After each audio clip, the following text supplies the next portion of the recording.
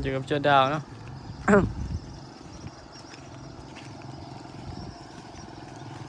เจริญพรเนาะยมพรยมแม่ พี่ๆทุกท่านทุกคนที่กำลังติดตาม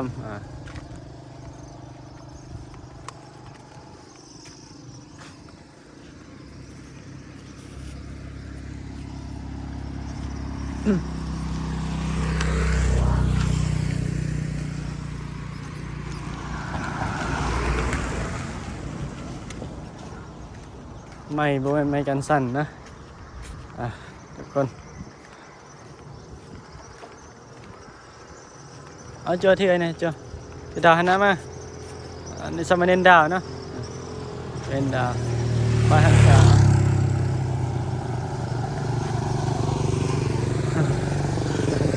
เบิ่งหน้าเอากองใส่เลย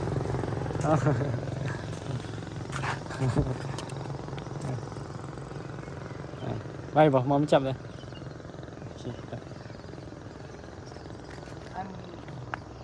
ทักทายเจริญพรยมพรยมแม่ที่ดึงเนาะผมพี่จะพาตอนแรกก็ว่าจะพาขึ้นนะขึ้นขาขึ้นขาแต่ว่าบังเอิญเขาปิดตอนเสาร์นะแสดงว่างานบริวารเพิ่นเปิดแล้วบ่ตอนนี้เนาะเราจะไปเบิ่งทีนึงแต่ว่าที่เราให้ฟัง เมื่อเช้านี้หนาวอย่างพอเนี่ยตื่นขึ้นมาแล้วพี่คิดว่าฝนตกเลยจริงๆเพราะว่าจริงๆมันหมอกนะหมอกแบบมันปกตามผู้ตามเขาเนี่ยพืชเดียวแล้วก็ตามวัดนะตามที่เราพี่ผักเพื่อนจะเปียกเลยนะพอฝนตกมันเปียกประมาณนี้เลยนะเปียกคล้ายคือฝนตกเนาะแต่ว่ามันเป็นน้ำหมอกอันนี้จะให้เนียนเป็นเอากันจองมากันห่มเอาล่มมาที่เราฝนตกที่เราฝนตกไหนกันแล้วนี่มาอันนี้คือบรรยากาศนะบรรยากาศตอนเช้าเวลา6 โมงเช้าแต่ที่ได้พี่ว่าจะไปเดินทางไปจากน้ำเขียวเนาะจากมองนี่เนี่ยจากเพราะว่ายมพ่อยมเมียนะมาจากขอนแก่นเดินทางวันที่เก้าเนาะเมื่ออื่นจะได้เข้าร่วมพิธีแห่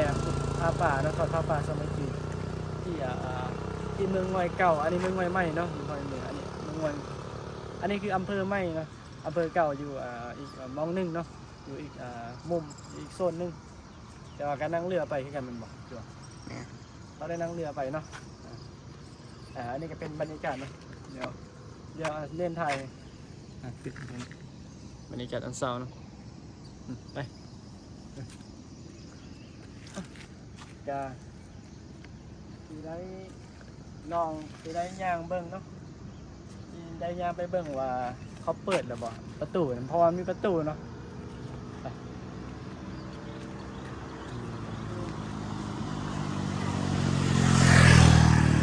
นี่อยู่ข้างหน้าเดินไปก่อนเดี๋ยวหันกล้องมากันโอเคเนาะเดินถอยหลังไปเนาะเพราะว่าเห็นวิวทางหลังเนาะอันนี้เดี๋ยวอธิบายนิดนึงนะคุณพ่อมันเป็นสะพานระหว่าง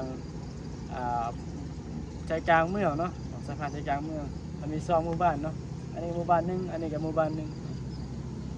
ส่วนหลักก็จะเป็นบ้านพักเพื่อนเซาบ้านพักให้กับนักท่องเที่ยวหรือว่าฝรั่งเนาะฝรั่งมาหลายฝรั่งมาพักมาเซาเพราะว่าฝรั่งเขามักปีนภูปีนเขาเนาะปีนภูปีนผาสูงภูผาการสิพาเมียมาขึ้นเขาตัวนี้นะตอนแรกนะทุกคนเขาตัวนี้นะมันเป็น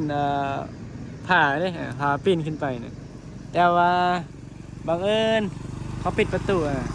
มันก็เลยสิไปยังไงล่ะอะไรก็เลยเดินมาทางนี้เลยไปเดี๋ยวสิพามาเพิ่งไอ้ที่มันเขาเปิดหรือเปล่า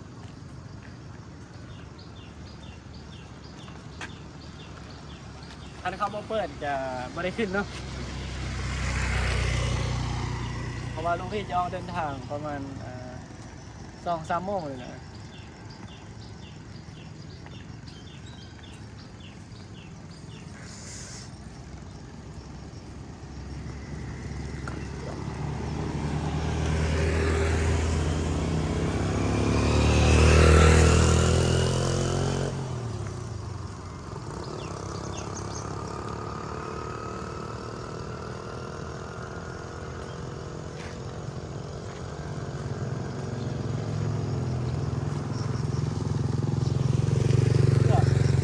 หรือว่ามันมีทางขึ้นอยู่บ่ มีแต่ทางนี้เลย อ๋อ นี่เนาะ อันนี้คือเมืองนี่เนาะแมันบอกอันนี้เป็นเมืองในเมืองใหม่ส่วนเมืองเก่านี่ที่จะไปทอด อันทอดผ้าป่าสามัคคีนี่มื้ออื่นเนาะมื้ออื่นวันที่10เนาะที่จะไปนะมื้ออื่นก็ขึ้นได้บ่วะน่าจะได้อยู่มั้งจั่วได้บ่นี่เนาะทางขึ้นเนี่ย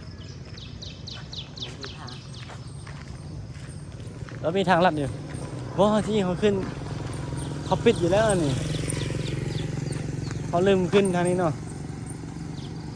ขึ้นทันบ่วะ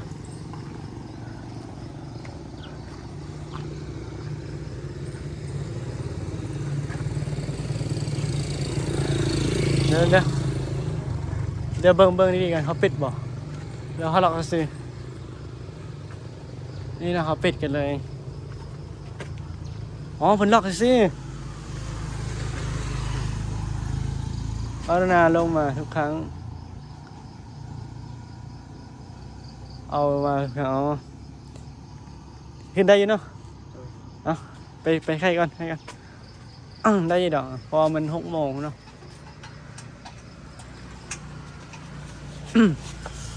อ๋อเพิ่นเงี้ยบริเลาะเพิ่นปิดไว้ซื่อเนาะ ก็ขอเดี๋ยวหลวงพี่ว่าจะปิดคลิปกันซะเพราะว่าจะเริ่มว่าเริ่ม ก็จะขอปิดคลิปไปเรื่อยๆเนาะยังพอยังมีเจอกันคลิปต่อไปคือคลิปหลวงพี่จะพายังพอยังแม่พี่ๆทุกท่านขึ้นผาเนาะขึ้นผาเราจะพาเบิ่งนำกันเนาะว่าใช้เวลาเดินจะชั่วโมงนะอยากเดินขึ้นนะเดี๋ยวขอเดินพรสวัสดีสบายดี